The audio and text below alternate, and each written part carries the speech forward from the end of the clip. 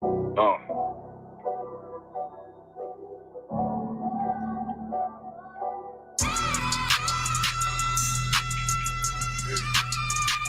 it rap real quick. Look. The city eyes, it's time to vote God. My God, a real nigga, cause he wasn't no flaw. Posted on the corner like a watchdog. Family secure, got that shotty in the closet by the mob ball. Fuck what they heard, tell them it's all true. Be cautious, that foundation falls if you fall through. They gon' fall. Look, I keep this shit 50 times 2. Ain't no more heart in this game, I'm John Q. Colder than the avalanche, way above average. Fierce taste sweet, told him make me an apple tree. Left us in the valley full of bones, this where hope found. Shall become a man, dark sands get broke down.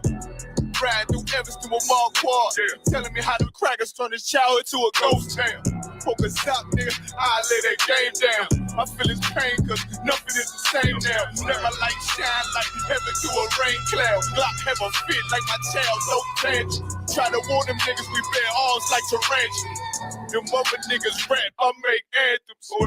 I really seen profits under this banner. Made my enemies bow down on camera. Told my design I wanted black and white like a panda. I'm better than that nigga that sunk dirty Diana. Look, I move like a Brazilian, precious cargo.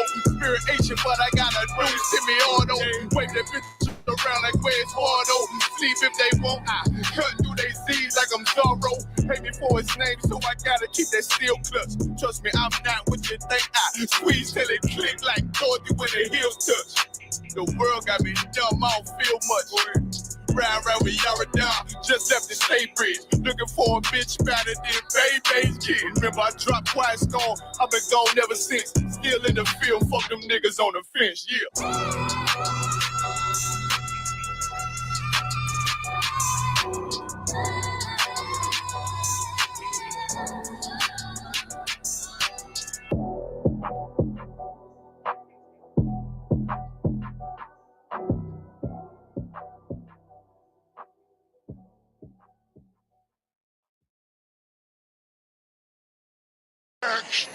Backstage.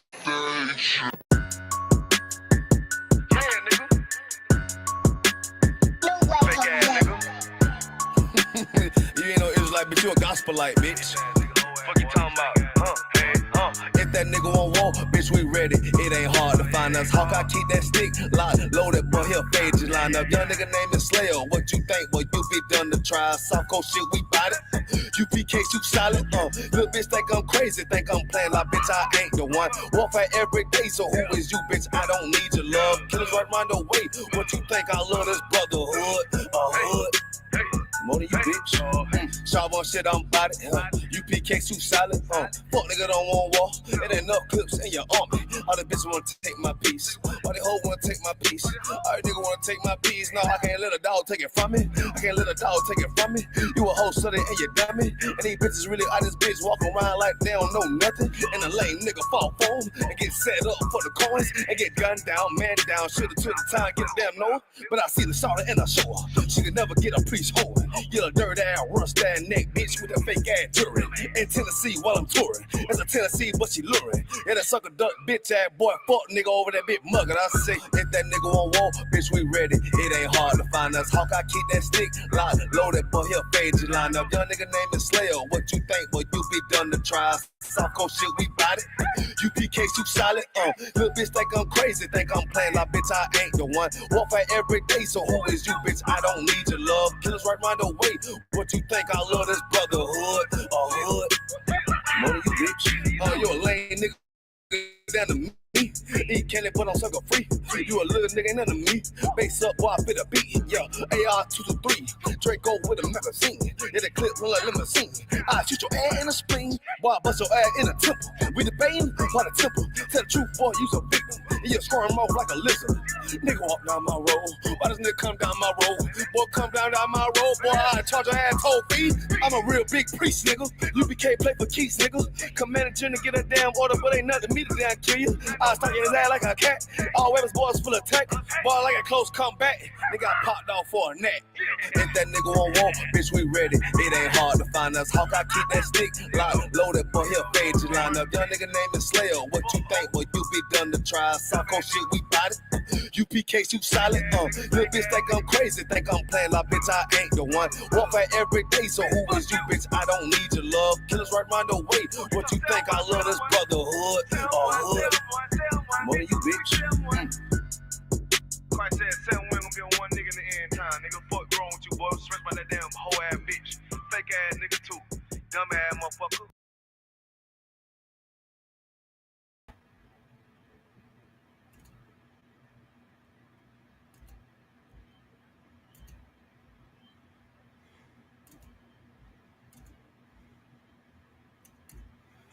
Hey, shalom to Christ, everybody.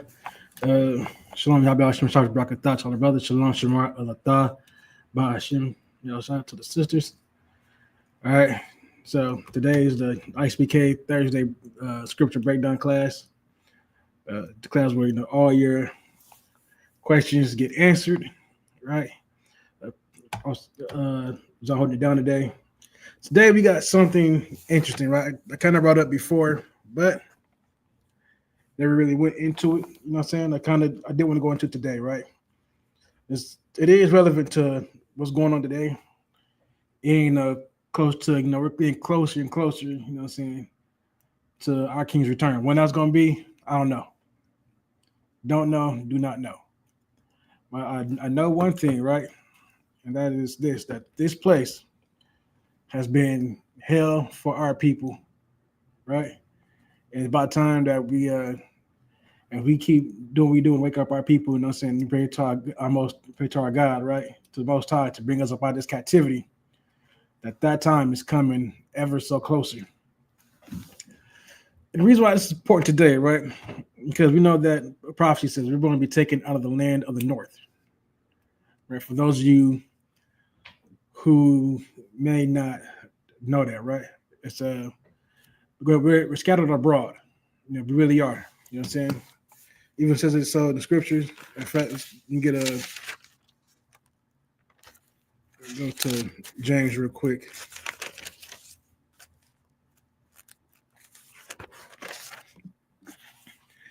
All right, James chapter 1 and verse 2.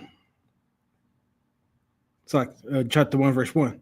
James, a servant of God, the Lord Jesus Christ, of the 12 tribes which are scattered abroad, greeting. So, all right, just telling you who everything is about. The 12 tribes of Israel are scattered abroad across the world. That's why I would know. People say, no, there's a mixed multitude of people, different languages, things like that. Yes, it's going to happen. We have our people scattered everywhere. We're in just about every land on the face of this earth. So once I brings us out, of course, you're going to have us all speaking different languages. You know what I'm saying? Because we all grow up speaking different languages. Some of us speak English. Some of us speak Spanish. Some of us speak Portuguese, German, Russian, whatever, Japanese. You know what I'm saying? But every language, so you got people of us that are speaking those languages. That's not something that you can get around. But the time is coming, right, where we'll be taken about this land. You know what I'm saying? There's another exodus that is coming that'll be greater than the first exodus out of Egypt. And so if you don't believe me, let's get Jeremiah, right? Go to Jeremiah. I'm going to start at chapter 12 for this one. No, not chapter 12.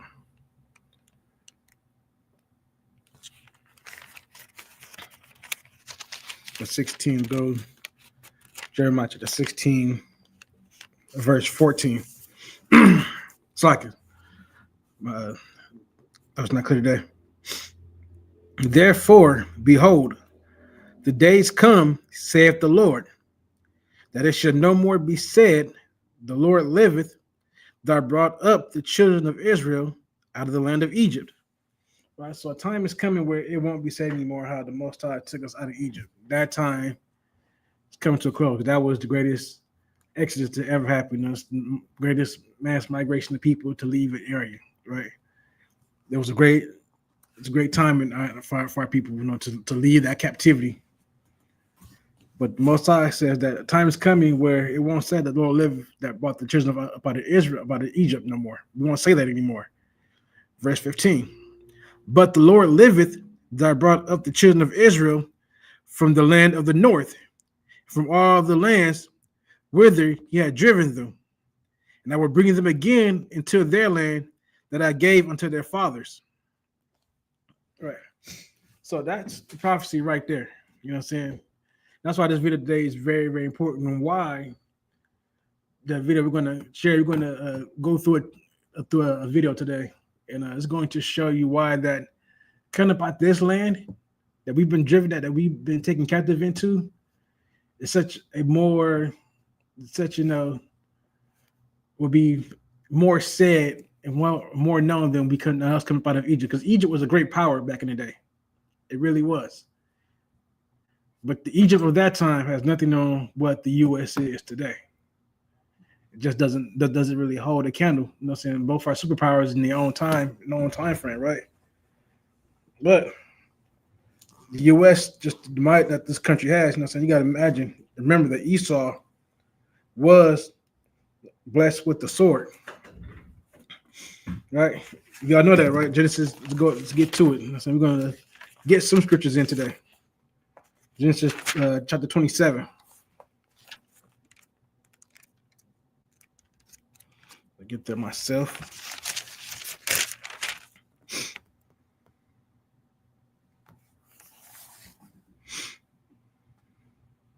Right, so this is after Jacob, they were to get the blessings from the father, get the inheritance, and Esau couldn't get it. You know what I'm saying? But he asked his father for a blessing. And this is what Isaac blessed him with. Genesis chapter 27, verse 40. And by the sword shalt thou live. That is Esau's blessing that he asked and that his father gave him. You know what I'm saying? They also said that Esau was a cunning hunter. Right? That's what this man did. He knows how to hunt. He knows warfare better than most. While you also can't, you also find it hard to stand against them. That's why you can't be saying things like, "Oh, we'll just get more guns than the U.S." You can't. There's literally more guns than citizens in the U.S. I'm not even making that up. That is a true fact. There are more guns in the U.S. than there are U.S. citizens. More citizens own guns in this country than any of the citizens across the world. Right? These are all just the facts of what the life is here. So I don't want to hold up too much longer, right? So like I said, us coming up out of this country is going to be greater than when we came up out of Egypt, right? As the Most High said, no more would it be said that the Lord liveth that brought us up out the land of Egypt, but the Lord liveth that brought us about the land of the north. And that's what's going to happen. Then that north place is North America. This is the time right now. And you'll say, don't say North America. It just says the land of the north. But that's where it has to be, because that's where all the Israelites are being held captive. And we're here. This is just the time of our captivity. This is the majority of our people are over here. You know what I'm saying? You also know it's the end time, because the so-called northern southern kingdom have to come back together. They have to share the same captivity in the last days together. And that's this time. That's us here in North America. So let's get to this video, right? Y'all gonna see the video, be really interesting. That's from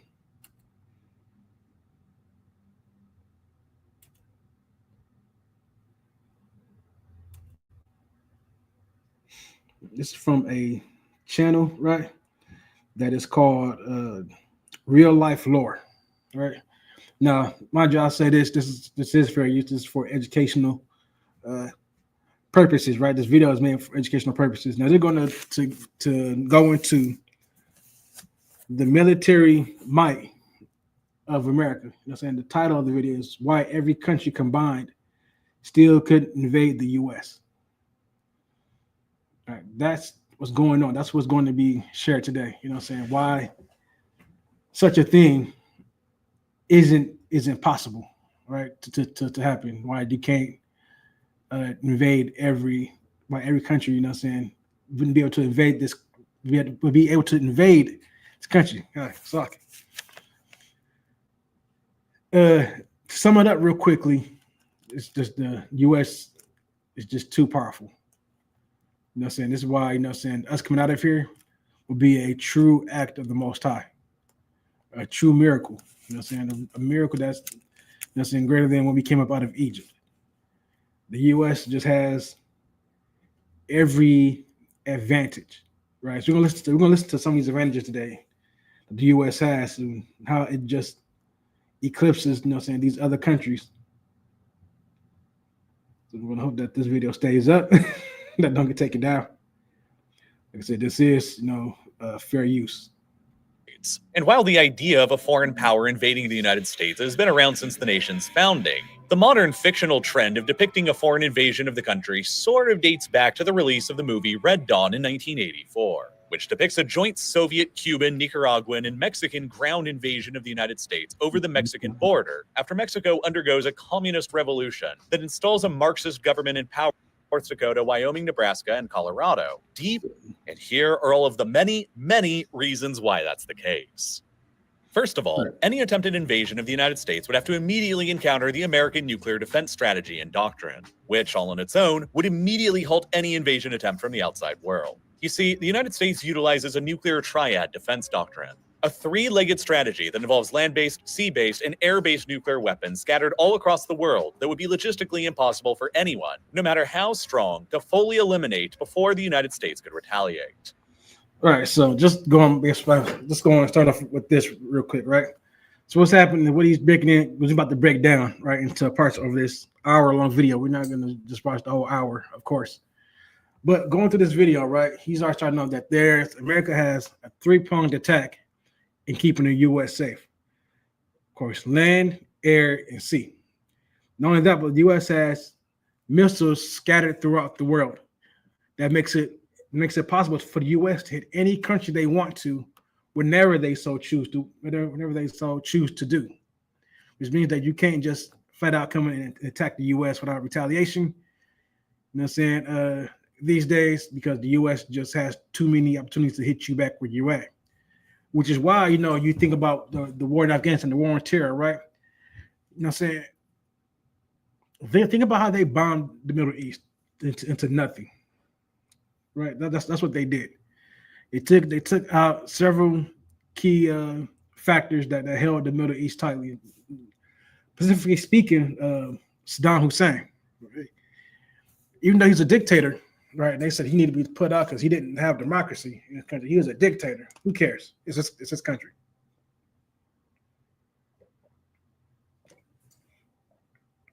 Probably with our oppressors, that, you know, the oppressor things that he knows what's best for other people. And he really doesn't. He don't even know what's best for his own people half the time. You know what I'm saying? It's the same person that, you know what I'm saying, who hatred for us is so high that he would see his own people suffer. You know what I'm saying? You know what I'm saying? They had to pass a bill to make insulin affordable. If you don't have insurance, you know, insulin can run you $500 if you don't have insurance. You know what I'm saying?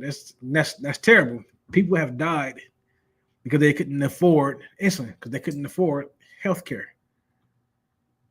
That's the reality of the country that you live in. That's the reality of the people that you are under captivity of. I've seen plenty of videos from our people, and from Edomites and other people of other races who have talked about losing loved ones or having to, you know, sparingly, you know, saying use their insulin because they don't want to use it all because it costs $500. You don't get that kind of money all the time. That's the kind of people that you're under. That's the kind of people that come up with things like this. You know what I'm saying? In order to defend their borders, right? We'll keep watching.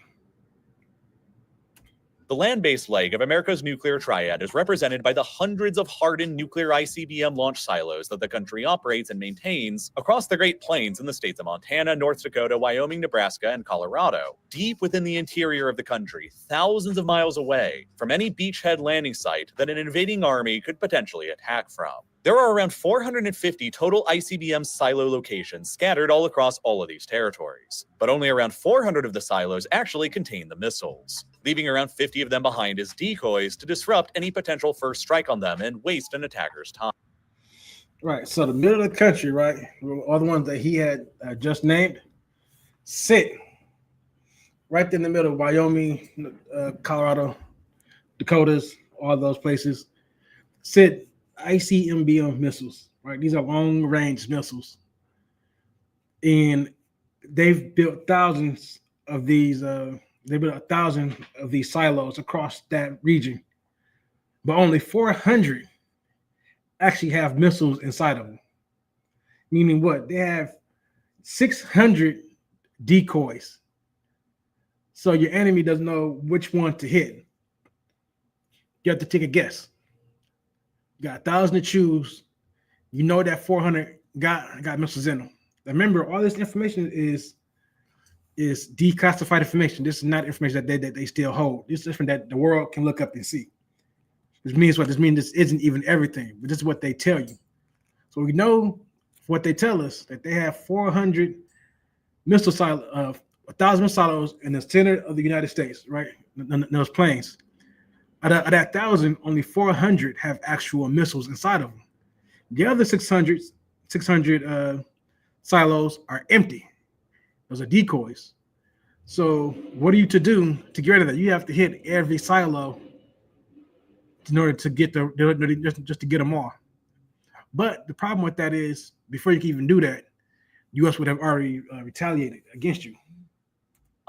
Under normal circumstances, the U.S. President and the Secretary of Defense have direct, reliable, and almost instant contact with each of the ICBM launch crews. The launch control facilities for each of these missile silos are located at the 3 different military bases nearby to each of the silo clusters. If, when under attack, contact between these ground-based launch control centers and the remote missile launch facilities is lost, specially designed E-6B Airborne Launch Control Center aircraft will automatically assume the command and control of the entire city, and they have an operating range of approximately 14,000 kilometers, enabling them. Right. So, like I said, this is their land-based attack. You see right here, the kind of white out areas, that's the center of the U.S.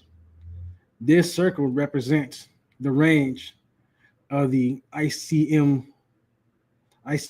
missiles. Right. This circle represents that range, which means whoever they want to hit, they can hit. There's nothing that you could do about it. And so if they want to hit you, they're going to hit you. And so all these countries right here, you got India, you got the western part of Australia, but nobody really lives over there for real. And so you got almost all of Africa, right? Except for this, east coast over here. And so you want to hit all of South America, they could. All of Europe in danger. You got all this side of Russia. You got China, right? China is in danger. All of China getting hit if they so wanted to be. Now people worry about North Korea, which is in this area too, but North Korea ain't got the missiles with the same range that we got. People are scared that that North Korea is testing such missiles, but the missiles won't hit at all, right?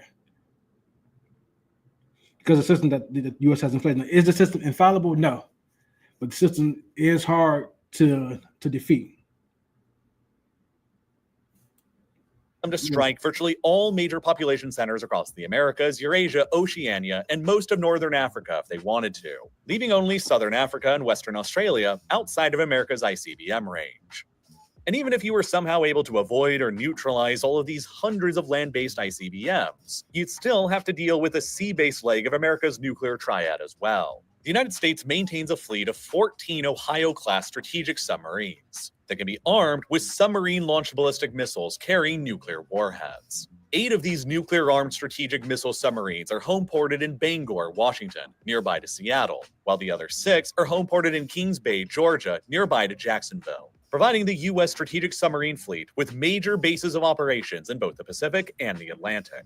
Each of these strategic submarines are powered by an advanced nuclear reactor on board, which enables the subs to operate effectively indefinitely without the need to ever refuel. This is how, on average, each of the subs will spend about 77 days continually at sea and underwater out on patrol, followed by around 35 days back at port in either Georgia or Washington for maintenance before going back out on patrol again.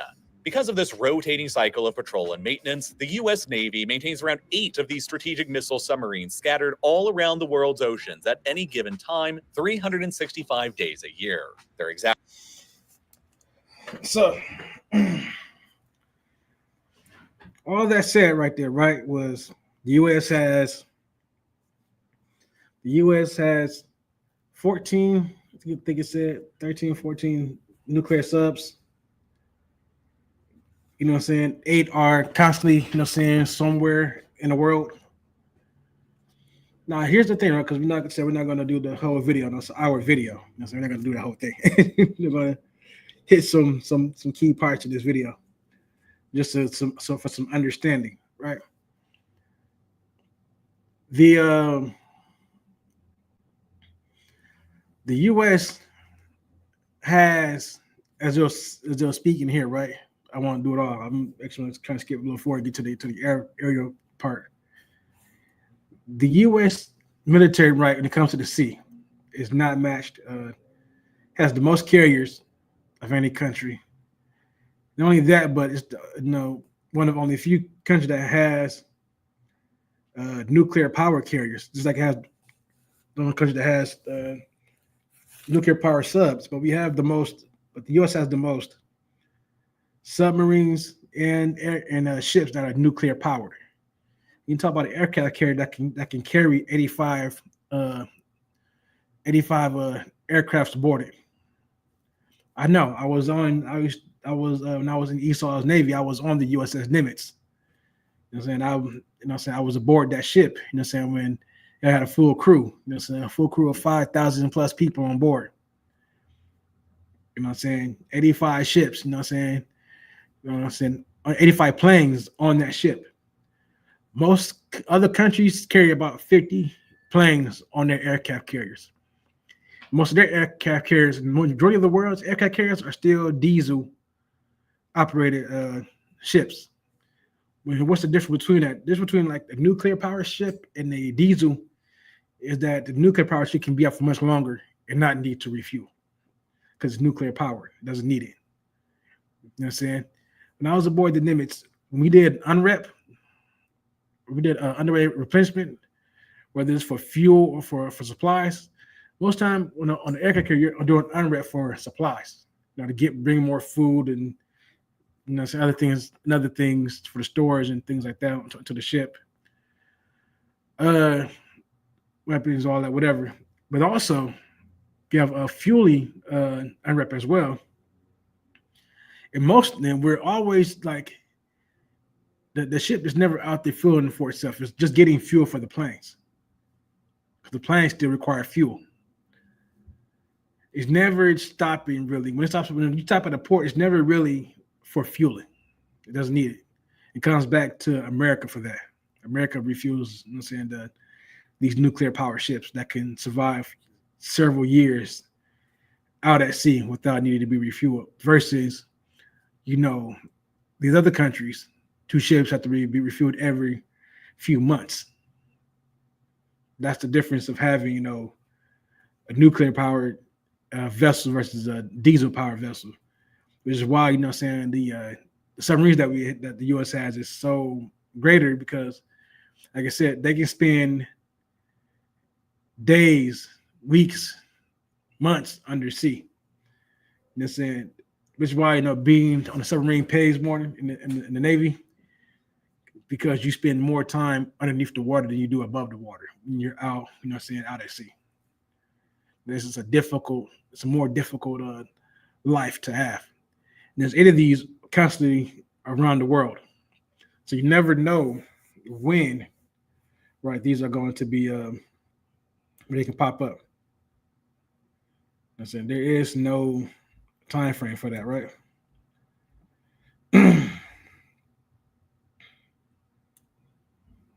We're going to continue a little bit. Exact locations while out on patrol beneath the ocean at any given time is a closely guarded top secret, which is the whole point of them. They could be anywhere at any time, and a major attack on the United States would have to consider that.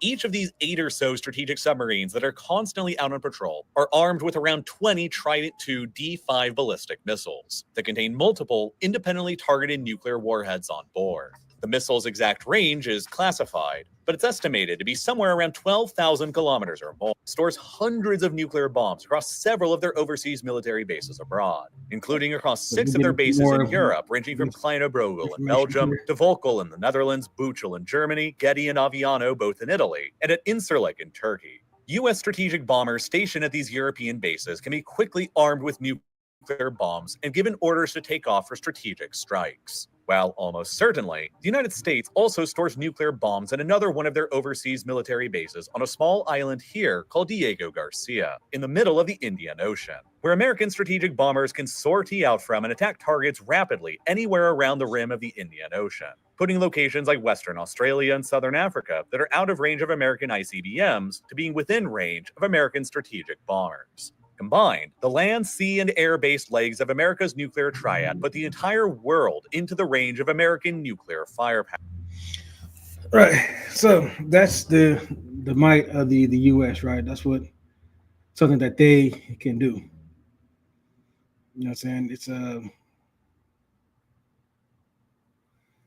terrible thing, the power and ability that the U.S. has around the world. Because they can strike from anywhere. They got systems set up to where they can detect incoming missiles and have the time still to react to it. You know what I'm saying? A lot of times what you see them there, like kind of fear-mongering a little bit. They're trying to get you scared, kind of make you a little xenophobic of these people, right? And make you fear, you know, the attacks that join the military or whatever. But just continuing on, right? I don't want to stay too much on that part. It's like an hour-long video, right? He gets it to a little bit more information that you can use for that. There's of course a section where he talks about aircraft carriers. You know what I'm saying? Just dominant. But there's something else that made me see that just shows you the wickedness of these people. Right. Just get to it.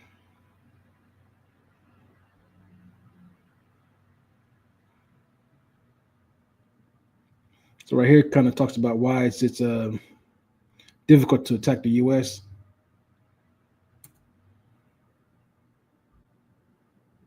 Supplies and equipment to prepare for an all-out ground invasion of the U.S. from across the Canadian and Mexican borders, with aerial support coming in from the Bahamas and Cuba and other air bases located across Canada and Mexico, with another shorter amphibious invasion punching into Alaska from across the Bering Strait from the Russian Far East into Alaska just for good measure. Here's why none of that would ever still work out either. First of all, we need to discuss the idea of invading Alaska from across the Bering Strait. As it stands right now, Russia's most far east territory, the Chukotka Autonomous Okrug, could never logistically support itself as a major staging ground for an invading army into Alaska. So that's not talking much, you know what I'm saying? He goes into why invading the U.S. on this section would be a difficult thing to do. You know what I'm saying? The U.S., you know what I'm saying, the geographical barriers that the U.S. has would make it very, very difficult to invade this country. You know what I'm saying, from either Canada or Mexico. You know what I'm saying, the way this country is positioned. First thing you got to realize that, you know what I'm saying, all of America's enemies are not near America. You know what I'm saying, Russia, China, certain Middle Eastern countries, Iran, whatever. They're not near the U.S., right? They're separated by an ocean on two fronts. So you have two large bodies of waters to get to it before you can even do anything, right? To get to America, you have to either go through the Atlantic Ocean or through the Pacific Ocean. That's the only way you can. That's the only other way these countries can get in. is from one of those two areas, right? One of those two ways to get here. Not say they necessarily get here, right? But they have to have a staging area. Either have Canada to the north or Mexico to the south, right? Because all the countries in southern in South America and in the Caribbean islands don't have the necessary advantage to set up. No, neither do they have the infrastructure to either to hold a staging army from any other us from any outside country. They just don't have the capabilities. But Canada and Mexico could. But the thing is, the terrain for both Mexico and Canada along the U.S. border also makes that a very difficult thing. To the north in Canada, right? It's, you got the you got mountain ranges, things like that up there. It's a very cold place. A lot of Canada, the eastern half, is not habitable. Not a habitable range. They call it the Canadian Shield. And he talks about that in this video. You can't. There's no roadway set up to where you can utilize that space because the ground isn't fit for that. Not only that, but just to get to Vancouver from outside would be difficult because one, you have to kind of pass by the U.S. to get into that area for Vancouver, because you have to pass through Washington. You have to pass through Washington. You can't really come up from Alaska. You can't really. That's not really possible in that area. Secondly, you have the Cassian Mountains, I think it's called, and the Rocky Mountains. You have to get through there just to get through the U.S. If you make it past there and you get to Winnipeg, Canada, the closest U.S. country city can just scooting up in there to take over Winnipeg and cut off their supply route. There's not much they can do. Mexico was just as bad. But trying to come up from Mexico, you got the deserts to deal with. You got swampland to deal with. Trying to come up through there. They're saying the areas that you could have come through, the areas right there have over 100,000 soldiers stationed in Southern California and in Texas. Right. So those two places hold the most amount of active U.S. soldiers, right there. And then that's not even counting, like I said, the amount of American citizens that has guns, that has weapons. And if our oppressor loves one thing, he loves to destroy and, let's say, unalive people. Like that is something that our oppressor definitely enjoys to do. Said just a specific part of this video I definitely want to get into.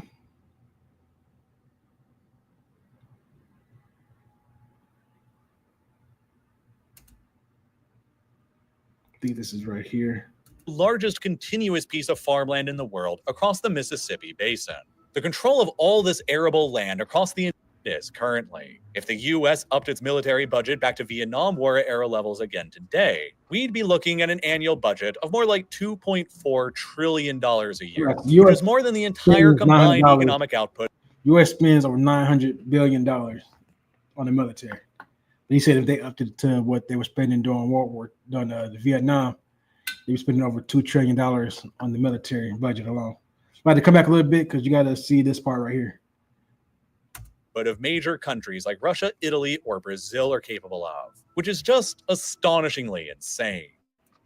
And even more advantageous, virtually all of the natural resources that the United States would need to actually defend itself with during an invasion scenario are also all located deep within the country's own interior. In terms of agricultural potential and food production, the US controls arguably the most arable land of any country in the world, and indisputably controls the largest continuous piece of farmland in the world across the Mississippi Basin.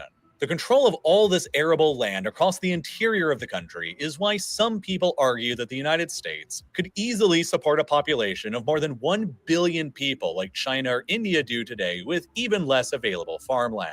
But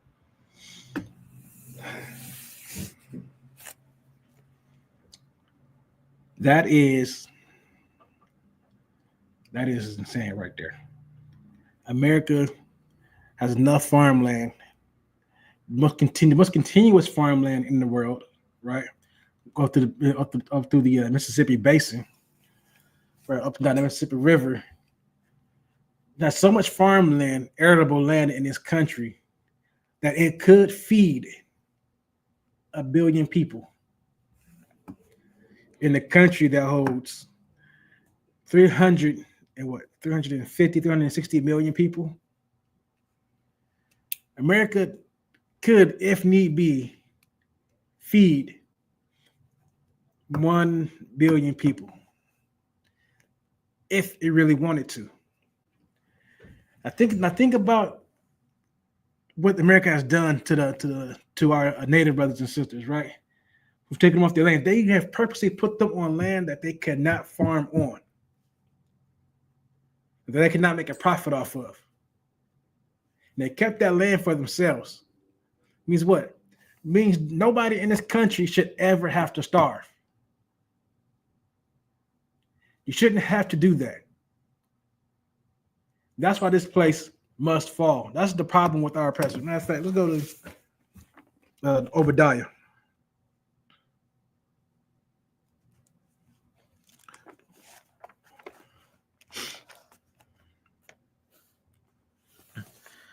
The book of Obadiah, chapter 1 and verse 5. If thieves came to thee, if robbers by night, how art thou cut off? Would they not have stolen till they had enough? If the grape gatherers came to thee, would they not leave some grapes?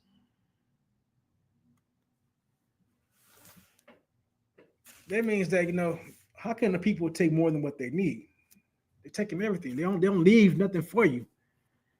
Like I said, if somebody came and stole your grapes, wouldn't they leave some grapes? No, he's going to get every grape off the ground. Matter of fact, he dropped 2. He's coming back for those 2. You can't have those 2 grapes. He needs those. You know what I'm saying? You got a nice house. You know what I'm saying? You got nice things up in there, and you got some not so nice things up in there. He taking everything. He wants it all. You come back to a whole empty house. You know what I'm saying? He taking the wooden spoon out at the kitchen drawer. You know what I'm saying? He taking your running shoes. No, some of those are expensive. Listen, he taking your toy chest. He's taking your dollhouse. I'm saying he taking the doors, the knobs off the doors. You know what I'm saying? He going to take the garage door off the garage.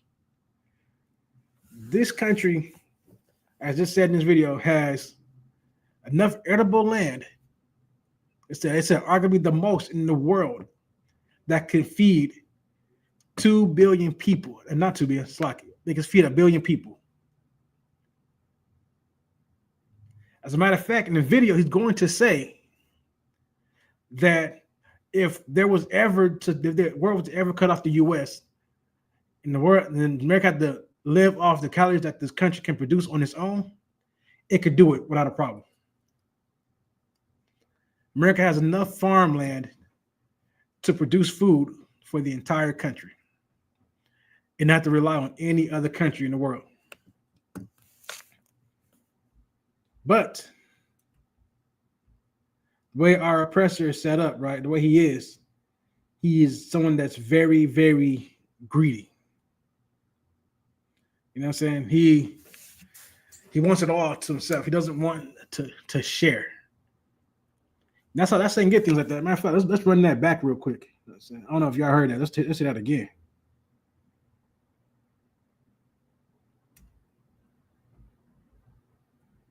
Even more advantageous, virtually all of the natural resources that the United States would need to actually defend itself with during an invasion scenario are also all located deep within the country's own interior. In terms of agricultural potential and food production, the US controls arguably the most arable land of any country in the world, and indisputably controls the largest continuous piece of farmland in the world across the Mississippi Basin.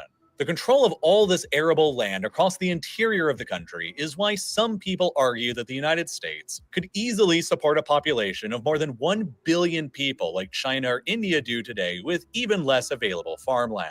But since America's population is only projected to maybe climb up to around 400 million by the end of the century, this won't ever happen, and the United States will always have the potential for huge food surpluses grown on their own territory, which basically eliminates the ability for any country or even coalition of countries to ever blockade the United States and starve it out of food. These countries can't starve America out of food, man. They can't do it. Which means what? The only famine that's what hit this land is the famine that the Most High caused to hit this land. America can do a lot on its own. There's nothing stopping it. It has arguably the most amount of farmland in the country available. Because it can feed more than 1 billion people if need be. So these other countries, they wanted to cut off supplies and try to cut off major food sources for the U.S. They can't do it. The U.S. can supply its own food. It has enough farmland to feed 1 billion people. But look how many people in today's society in this country struggle for food.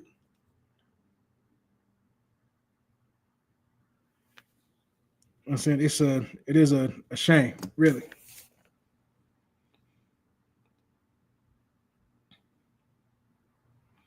America has enough oil, enough gas for everything like that.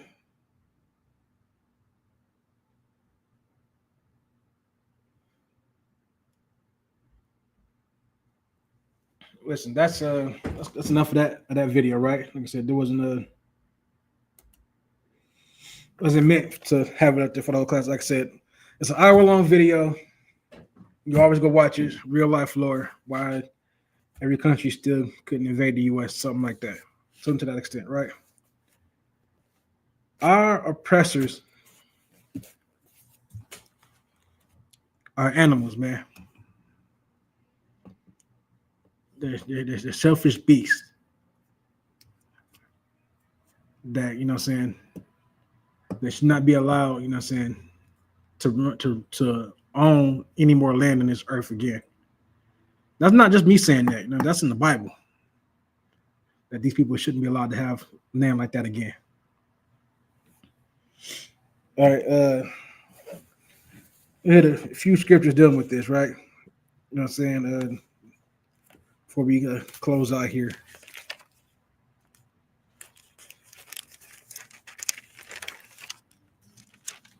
Jeremiah 23. This is kind of going to say the same thing that Jeremiah 16 said. Jeremiah chapter 23, verse 7. Therefore, behold, the days come, saith the Lord, that they shall no more say, the Lord liveth, which brought the children of Israel out of the land of Egypt. But the Lord liveth, which brought up and which led the seed of the house of Israel out of the country of the north, and from all countries whither I had driven them, and they shall dwell in their own land. That time is coming. The land of North is here in North America. The whole purpose of that video is to show you the military might of America. Why us being brought out of here would be so great that, you know, saying we won't say the Lord brought us up out of Egypt. Now we said the Lord brought us up out of the land of the north, because it would truly take the Most High to take down this country. This country falls when the Most High says it falls. Not any time before that. That's when this country would no longer stand. When the Most High says it doesn't stand no more. Because the military might that it has, that's information you saw right there. It's all declassified information. That's all information you can look up and find for yourself. That America's enemies across the world can look for themselves. That's not even talking information that's classified. Information that you don't know.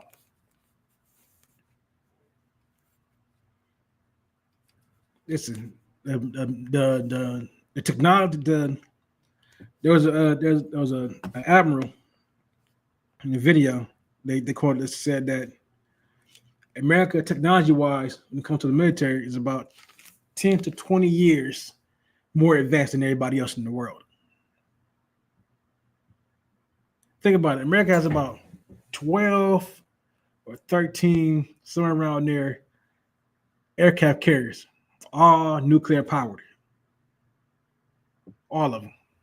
And they just brought out a new class of aircraft carrier that's bigger than the Nimitz class aircraft carriers. Aircraft carriers that can carry 85 planes on it, 85 planes and helicopters. Like, what's the map? Like, listen, that's the same amount. I'm saying that's more than the other countries can do. Most countries' aircraft carriers are only carrying about 50 aircrafts on board, and they're still diesel fuel. Means they have more that to go back more times than not to refuel. America doesn't have that problem. U.S. don't have that problem. They can, aircraft carriers can be out at sea for long as they need them to be out at sea. Same thing with the submarines. America has about 13 submarines. They have about eight that are always out in the sea, patrolling, as they so call it. That you don't know where they're at. That's the whole point of a submarine. It's a surprise attack. So you don't know where they're at. So you don't even know where the submarine is going to even come up from. You don't know how close these things are to your country.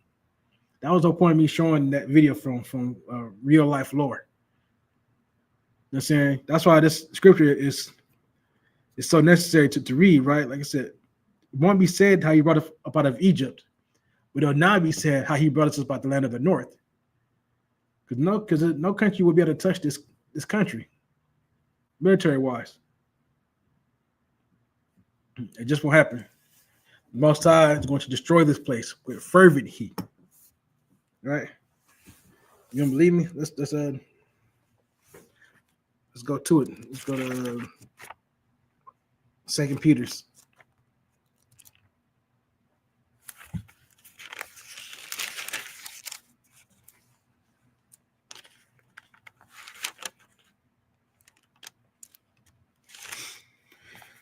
This is the book of 2 Peter's, chapter 3,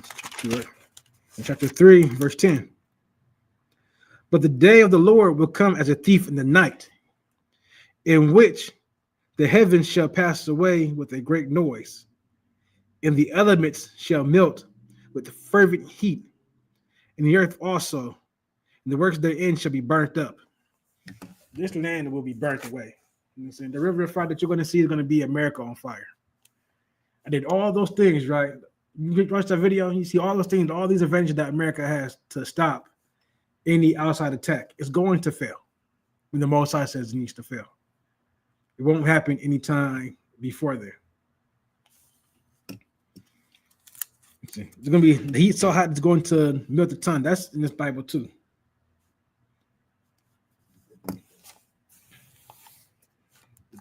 The time is coming, y'all. You know what I'm saying?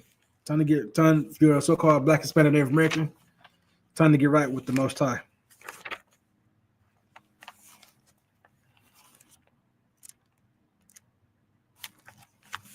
Checking something real quick. All right, so like I said, you get close to these end times. Book of Matthew, chapter 24, verse 6 to 7. Verse 6. And ye shall hear wars and rumors of wars. See that ye be not troubled, for these things must come to pass. But the end is not yet. For nation shall rise against nation, and kingdom shall rise, kingdom against kingdom. There shall be famines and pestilences and earthquakes in diverse places. These are the beginning of sorrows. Listen, everything you see right now, it ain't going over. It's just the beginning, right? The day of the Lord is as darkness, right? Meaning there's gonna be a lot of destruction upon this planet. And the U.S. would not be free from that destruction. They was free from the destruction of World War I and II, right? Because those wars primarily took place in Europe. But come World War III, America would not be safe. It would not. All those things that it has in this advantage won't mean nothing. When the Most High says this time is up, this time is up. Listen, all the focus is on right there, the Middle East. That's where everything's going to pop off at. That's why there's so much tension gathering up right there. In the last 20 years, tension in that area has only escalated. You see right now with Israel and Palestine. You see what's going on with Iran and Saudi Arabia, Iraq, Afghanistan. You see what's going on over there in the Middle East. Everything is only escalating over there. Nothing is settling down. This is the beginning. This is the wars, rumors of wars. Wars are already going. Russia right now is invading Ukraine. They've been doing it for the last 2 years. They're saying China is trying to get Taiwan back. They're saying there's lots of fights going on across this earth right now. And there's rumors of more fights coming, more wars coming. Earthquakes after earthquake have been hitting. Tsunamis are coming, you know what I'm saying? Are starting to hit more often. They're saying that the summers are getting hotter, the winters are colder. Sometimes the winters aren't cold as they should be. They're too warm in some places where it should be cold. These things that happen these days are not normal. These are the things that are to come, that are to show you the signs that the end times is here, that the day of the Lord is nigh. It's close. Get prepared for that. In ISUPK, we are preparing for that time. Time is coming, man. You know, so you got to figure out what you're going to do. So you're going to have to get right with the Most High. Okay, I got one more scripture to bring out and, for this. There's many World War III scriptures in the Bible. Matter of fact, I might go back to one of them.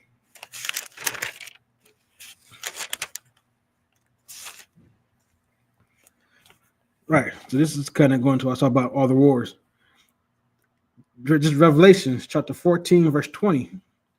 And the winepress was trodden without the city, and blood came out of the winepress, even unto the horses' bridles, by the space of 1,600 furlongs. How long is a furlong, right? We should know, always get the definition information for these things, right? Bring it up.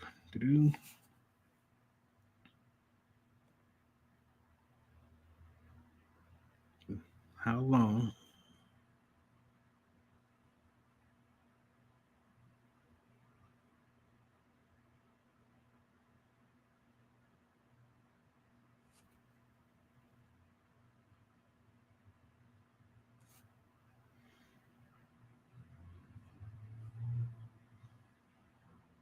Yes, you can see how long 1,600 furlongs is.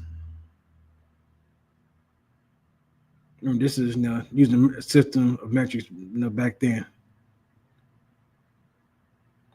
See, whenever my phone wants to cooperate, of course.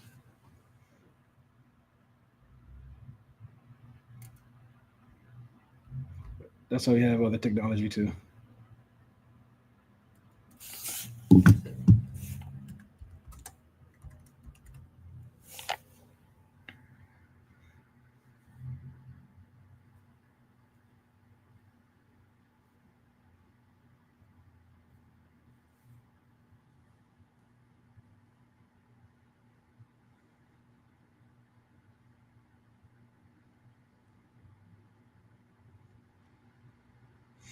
Right, so by the space of 200 miles is 1,600 furlongs. That's by the space, right?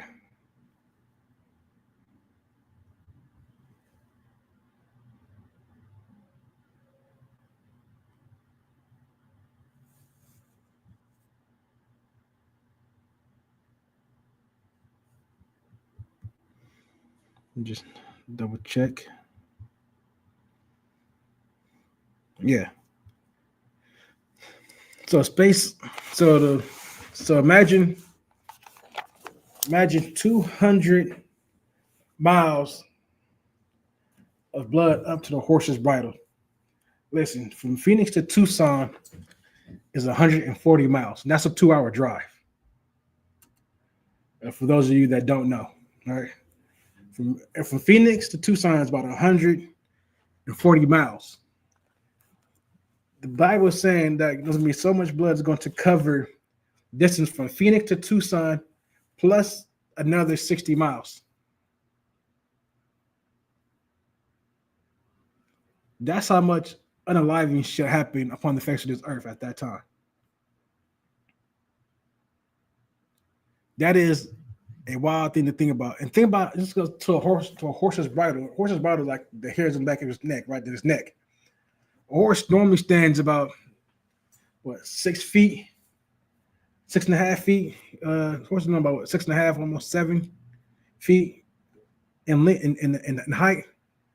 So going from the hooves to the head. Horses are not small creatures; they are very, very big creatures. And there's going to be bloodshed to that length, to that amount, by the space of 200 miles, which is the 1,600 furlongs. And it says in the Bible. Listen, man. This country that we in, you know what I'm saying, has been the worst captivity that we as a people have undergone. You know what I'm saying? Our identity's been taken from us. We don't know who we are as a people. You know what I'm saying? We fall into every trap that our oppressors lay before us. We're destroyed and broken as a people. If we look tirelessly for a way to come back, to rebuild, to be great again. But the problem is, the way we are now, where our people are as a unit right now, as a nation right now, that can never happen the way we've tried to go about it. The only way that we can change as a people is to come under the law, statutes, and commandments that the Most High gave us. And for me, I find no better place than that than the ISUPK. Brotherhood and sisterhood was going to help our people. These laws that the Most High gave us going to help our people. You want to break generational curses? You have to follow the laws.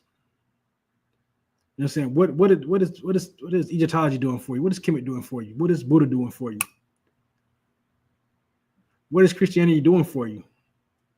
What is Hinduism doing for you? What is being a tarot card reader do? What is all of these different things doing for you? Nothing. They don't give you what you need to be a better people. The Bible does that. The Bible tells you what you can and can't do. It lays down laws. And if you think that's unreasonable, you live in a country that gives you laws and things that you can and can't do. People say that, the laws are there to control people, and that's wrong. Some of you need to be controlled. Some of you, a lot of you out there, will follow your base nature and will do horrible, horrible things. These laws were given to us for our protection from ourselves by the Most High. The Most High loved us so much that he gave his laws to us. If we follow those laws and we do what he says, we will be in a much, much better place. And time is coming, right? Time is coming to where this country will fall. It's going to happen. I pray that every Israelite makes it out of this country, that nobody falls. Once I takes us all, so that we all can dwell in the land that he's going to give to us. That's what I pray for. That's what I want to happen. You gotta ask yourself the question: do you want that to happen? Is that what you want? Salvation isn't for everybody. It's only for the children of Israel. Because we're the only ones that need to be saved. It's not a victim mentality. This is just reality of our situation. If you can't see it, then you're more destroyed than I could ever see. Listen, you dream too much. Time to wake up from the dream. Time to face reality, man. Your oppressor would never be your friend. Like I said, like I showed in that video, this country has the potential, not just the potential, but it can feed this country by itself. This country has enough farmland on it that it could feed 1 billion people. China and India do that with less farmland. And they have about close to 1 billion people. We know China got 1 billion. India is just right there. That's about almost 2-3 billion in Africa. You tell me a country of 350 million people can't feed everybody? There's not enough farmland. And they gave the natives all the worst thing that you could have in this country. When they had it all, they took it and did every despicable thing to take it from them. No, man. See, for that, the Most High has to destroy this place. It's not none else you can say about that. The wickedness and evil of this place has reached unto heaven. Our oppressor, you know what I'm saying, we will get our justice. You know what I'm saying? We will get it. Most High will get his justice from him. He will get his recompense. You know what I'm saying? And all these countries will pay dearly for it. But with that, that's the class. Like I said, we are at 12416 North 20th Drive in Phoenix, Arizona. Off of Cactus, right across the street from the QT. You'll see that wonderful ISUPK sign out there. So if you're in the Phoenix area, you know, saying you should be making your way to class if you're a so-called Black, Hispanic, and Native American. If you're not, man, you can come out, I used to drive up here from Tucson. You know what I'm saying? So if you're in the Phoenix area, there's no reason why you can't make it out here. You know, we got work and everything like that, but you know, you still tune into class online. At least. You know what I'm saying? That's just the minimum. The bare minimum that you can do. The bare minimum you can do is leave a like, put a comment in there. You know what I'm saying? Share the video. That's the bare minimum. You know what I'm saying?